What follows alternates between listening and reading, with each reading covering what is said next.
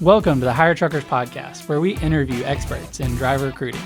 We provide industry insights, marketing trends, and motivation to help you level up your recruiting game. Welcome to the Hire Truckers Podcast. I'm your host, Aaron Craddock, and today we have Melissa Johnson with Usher Transport. She's the manager of recruiting over there. Melissa, thank you so much for joining us today. Thank you for having me. I'm excited. I really enjoyed our pre-call chat that we just had, and I'm excited to dive more into this.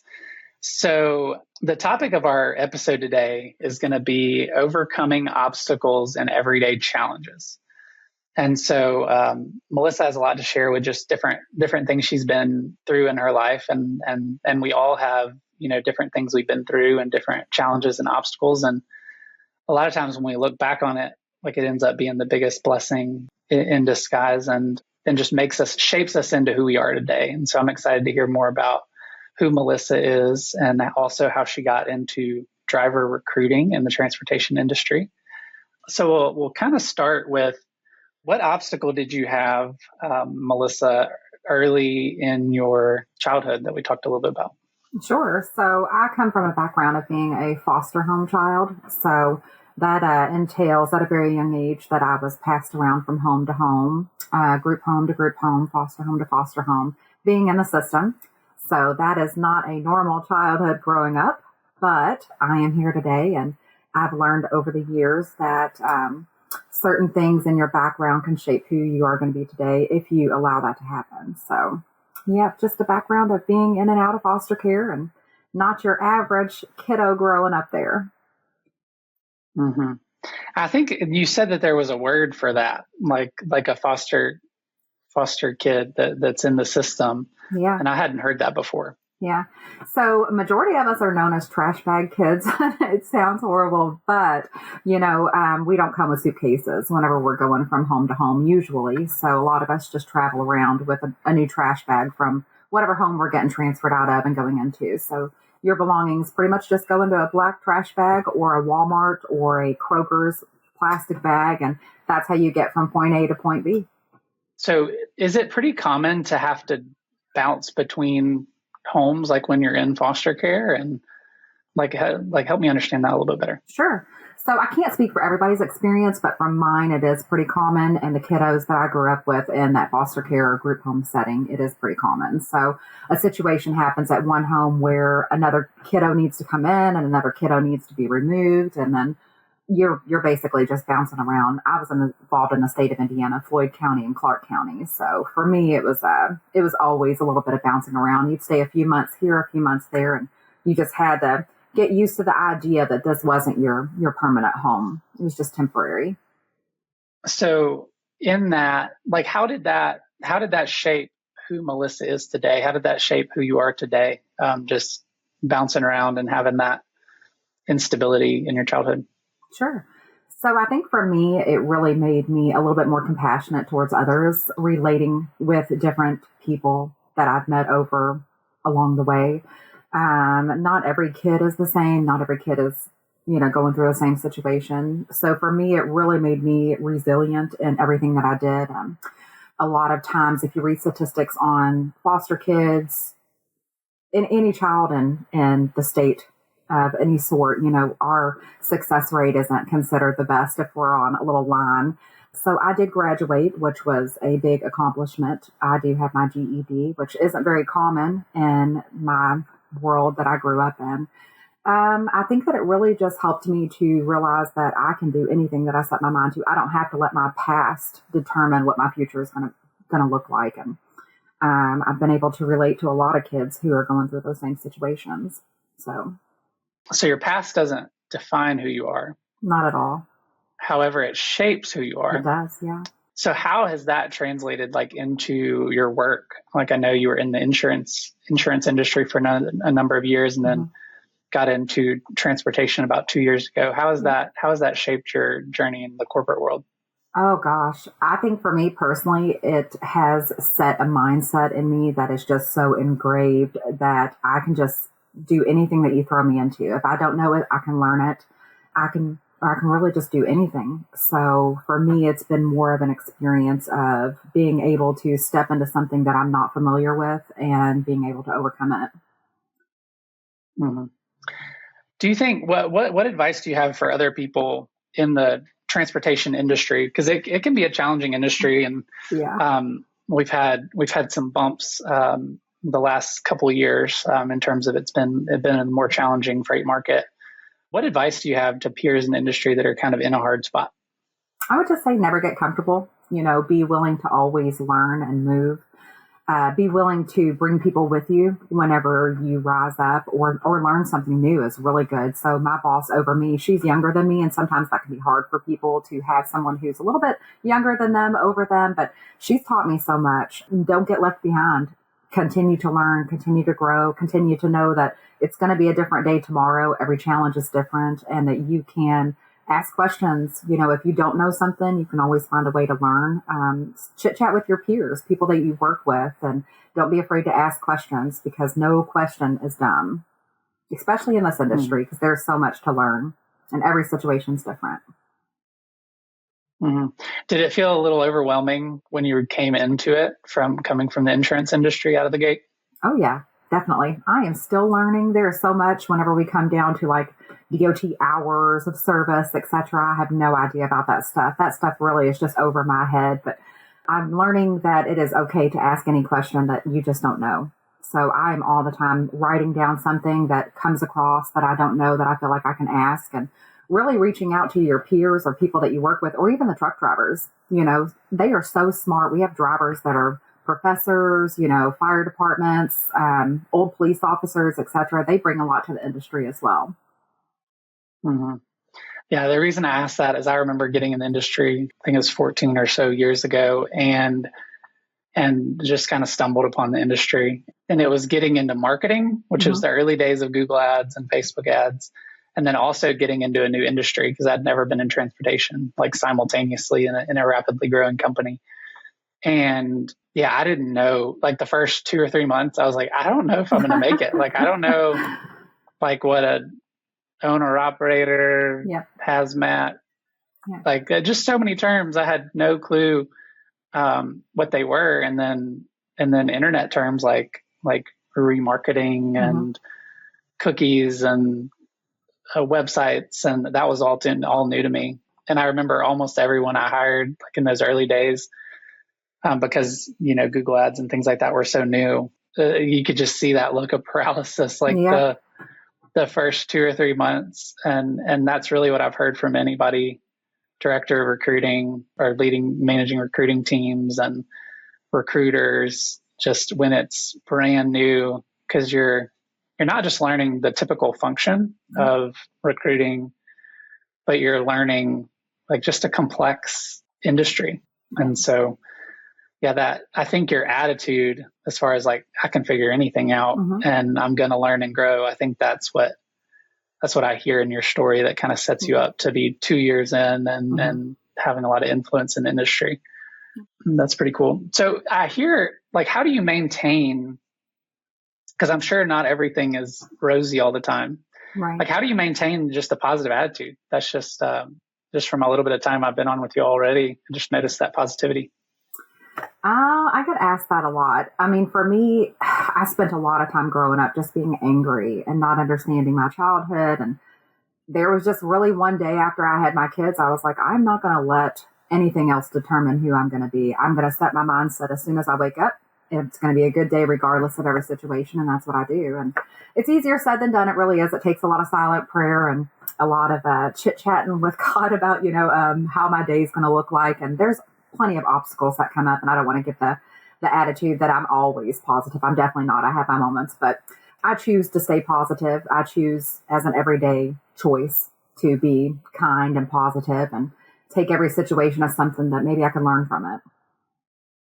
Mm-hmm. Do you find that like when you help others, like when you serve, that kind of helps, like when you're having a bad day or kind of in a rut? Does that kind of help you get out of it? Yeah. So in my industry, I am constantly talking to drivers who are looking for work or, even talking to our drivers that I currently work with. And I feel like if I can bring them to a point to where I can make them feel comfortable about, hey, we don't have anything open right now, but I'll keep up with you. So that helps me a lot, just knowing that I'm taking them from point A to point B to C to D, and then getting them, sometimes, getting them into Usher as well. So it works out great. But yeah, definitely helping chit chat with drivers, because a lot of them come from different backgrounds as well. And some people just call to just chit chat. So I enjoy that. Mm-hmm. And I think you said you guys are around, is about 300 drivers? I think so, give or take. Yeah, pretty close. And how many recruiters you guys have? Just me. So just you. Yeah. And so how many are you bringing in a month? I want to say about 3 or 4. I mean, it's not a huge total big amount, but we are consistently slowly growing. So mm-hmm. Yeah, that's a lot of conversations and a lot of listening. And that's one thing I hear often from recruiters that tend to be successful is like not forcing your agenda. Like a lot of times people just want to talk and just need to be heard. So that's pretty cool that you can listen and empathize with what they're going through. Because without truckers, we don't have, everything in this office came on a truck at some point, everything in our home. They keep America moving. So. Yeah. I think that's one thing that I learned early on coming into the industry. I had it in my head, everything just kind of showed up on a shelf, or gas was just in the pump. But I had no idea until I started that, it is everyday people making all these motions move, giving us everything that we need. And they're on the road all the time, devoting a lot of time away from family as well. Mm-hmm. Yeah. Similarly, when I got into this industry, like my wife, like I was pointing at every truck, like, oh, I've worked with them. Or I know who that is. Oh, look at what they're hauling. Yeah. Like, look at what that trailer, like I know that manufacturer. And I don't know. My whole life, I knew there were trucks around driving. And, as a kid, I would get them to honk, on road trips. And but I didn't understand. And then it's almost like once I got into the industry, just my eyes were open to how much is going on around everywhere. And then I transitioned pretty quickly to stopping at primarily like truck stops, like just when we're on road trips. Like I love stopping at the different truck stops and just seeing what drivers experience. And today's sponsor. Do you hire truck drivers in hard to fill areas, or do you need help creating efficiency in your recruiting department? You're not alone. With 50 plus years experience, Trucking Click specializes in data-driven strategies, industry-leading customer experience, and custom solutions that'll get you to your goal. Trucking Clicks is your go-to place for high-quality, direct leads at scale.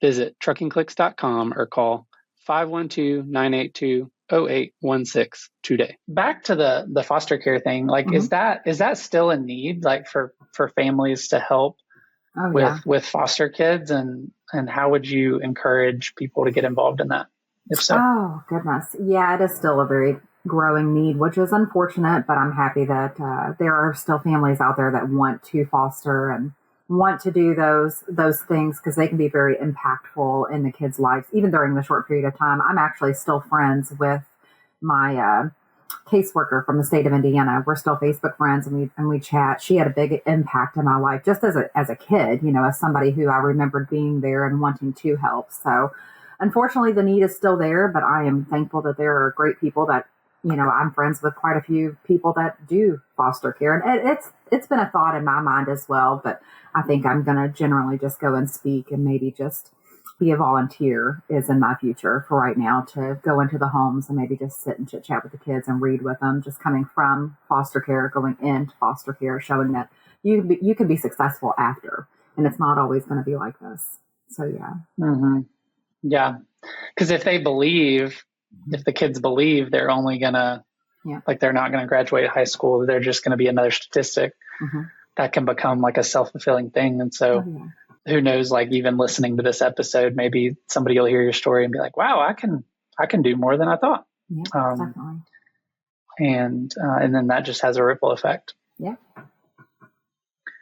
One of the other things we talked about briefly was the PEAK program. that you went through at Usher Transport, and that sounds like that's something unique to Usher that your executive team offers. So tell me a little bit about what that is and your experience with it. So that was a project that was put on by our CFO, and he kind of came up with an outline. You know, he has a few doctorines in his background as well. And so he built this whole program that was going to be a year-long program, and it actually stands for Project for Employee Advancement and Knowledge. So it was just a way for people like me and people, you know, maybe in our billing department, et cetera, to come into a class setting program. At least, I believe it was once every month for a weekend. We would just go into a class setting where we would learn about how to better be in our jobs or to listen better. And it offered, you know, a few things about, I actually have it right here, about like emotional intelligence, planning a conversation, leading in a meeting, etc. So it was just really a way for you to better who you already are and learn to really magnify what you're doing on a different aspect. So what is something you learned, like going through what's something you learned? Oh, I learned so much. There was a lot about like writing emails. I thought was a really good one about how everything is really just discoverable, and you need to make sure that you are looking at your punctuation and how those things matter. And then self-identifying any issues that you have on yourself that you can better perform. So really discovering who you are at your workplace and what you can do to better who you are and what you're doing and where you're going, etc. So it was a lot about like self-discovery as well. I thought was really good. Mm-hmm. Yeah, I ended up getting thrust into leadership at an early age, early in my career, and leading large teams. And with that, I didn't have a lot of the emotional intelligence. And, you know, I actually thought, like, why are we doing this stuff talking about feelings? Mm-hmm. Like, let's just get the job done and like just talk about the task at hand. And then now I understand that it's the most important thing to understand the perspective of the people you're talking to, where they're pivoting like emotionally and how they feel about it. And then something as simple that I still do today is like when I'm writing emails, like I have to go back and add like, hey, I hope you had a great weekend at the beginning, or hey, like just those little things, because especially in written communication, even if you don't intend it to come across a certain way, like people can interpret it completely different. And so like while you can like sense the emotion and the like see the facial expression as we're chatting right now on video, if you're watching this on YouTube. So but in written communication you can't. And that and so now most of my time leading teams is spent just talking through things and understanding people's perspective and how they feel about different team dynamics. And like when I think of a good week, I'm like, it's when I did that well, not the task well necessarily. And so that emotional intelligence piece is pretty cool. Yeah. So when you got to the end of that program, you did a presentation as something. So what was that presentation on, and kind of what did that result in? So my presentation was on recruiting, obviously, and that went really well. You know, I put together a slideshow, which I've never really used like a platform of doing like Canva and building. So it was a really good experience for me because I had to watch a lot of YouTube videos to get it done. And so I really just based it around like communication and chit-chatting with drivers and how important it is to communicate with them as soon as they like apply, during the application, chit-chatting with them through it, etc., and what goes into that. And I know at the end, I thought it would be important to really just chit-chat with the drivers currently that we have about why they enjoy being here at Usher and what led them here to Usher and why they would refer people to work at Usher. So I put together about 6 or 7 videos from current drivers and presented that as well. And it was just a really eye-opening experience to hear from our drivers about why they love working here so much. And it mostly is because of communication and because they feel like they are a part of something rather than, having somebody as a driver number. Everybody's name is in my phone. Everybody's name is in everybody's phone that works here, not, hey, driver number 334 is calling you, etc. And so it was a very good eye-opening experience to even put that together, to hear from our drivers about why they love working here. Yeah. So if you had to pick two or three of those statements of why drivers love working at Usher, what would that be? Oh, it would definitely be the culture. Is what was brought up a lot, is that they feel like the culture of Usher is where they love to be, because it helps represent them as well as a family-oriented company, being heard, being respected. So that really popped up a lot, about just being heard, being respected, people taking phone calls in the middle of the night if somebody just needs to chit-chat as well. So that was really what it all boiled down to. And so that would have to come from more than just recruiting. So is that kind of systematized throughout the organization, whether it's dispatch, operations, maintenance? Yeah. I definitely couldn't say that I'm successful without saying everybody else here is the same way. I mean, it goes all the way from the COO, CFO. I mean, everybody with these titles, they don't operate like that. They don't operate under a title. They operate as, hey, my name is such and such, and I'm here to help. How can I help you? Mm-hmm. That reminds me of a story. Like when I was early in my career, my one of the main developers that worked in our company that did web development, came in the first day and was being taught by a peer. They thought going through just, here are some of the systems we use and all that, and then she found out later that it was the VP of the entire division that had been sitting there all day, and she's like, oh no, I hope I didn't say the wrong thing, complain about something. Yeah. So I just love that when you don't really know, just that flat leadership structure. I'm a big proponent of that. And that's hard when you have 300 drivers, even just to maintain that across an organization. So that's pretty cool. What did you learn from the insurance industry that you've kind of applied and kind of taken into your role in driver recruiting? Oh, I'd say the biggest thing I learned is I really feel like we have two ears and one mouth for a reason. So you just need to really learn to sit back and listen to what somebody's needs are, and then repeat it back to them about, what they had just said, and see how you can help them. So I think for me, the biggest thing that I took away was just trying to figure out how I can help them and listen to them. Well, thank you so much for your time, Melissa. I really appreciate you joining us on the Hire Truckers podcast today, and look forward to staying in touch. Thank you. Thank you for joining us today. Our goal with the Hire Truckers podcast is to provide industry insights, marketing trends, and motivation to level up your recruiting game. If we added value, take a few seconds to share this with your network. Have a great week.